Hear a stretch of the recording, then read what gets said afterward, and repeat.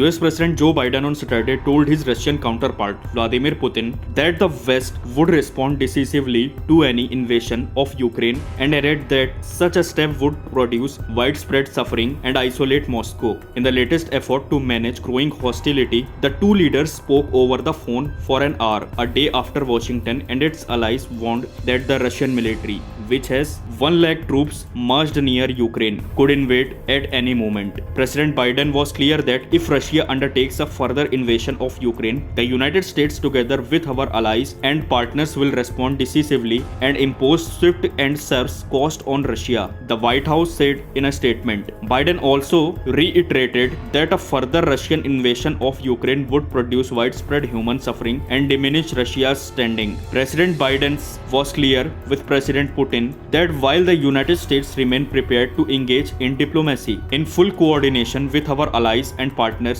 we are equally prepared for other scenarios. The White House added, Putin, jostling for influence in post-Cold War Europe, is seeking security guarantees from Biden to block Ukraine entry into NATO and missile deployments near Russia borders. Moscow has also repeatedly disputed Washington's version of events, saying it has massed the troops near the Ukraine border to maintain its own security against aggression by NATO allies. The call took place amid Israel, Portugal, and Belgium joining the list of countries that urge their citizens to leave Ukraine immediately. Earlier on Saturday, the US State Department ordered mostly of its embassy staff to leave Ukraine. The Pentagon said it was withdrawing about 150 military trainers. Meanwhile, in Ukraine's capital, Kyiv, several thousands filed through the center of the city, chanting glory to Ukraine and carrying banners that said Ukrainians will resist and invaders must die.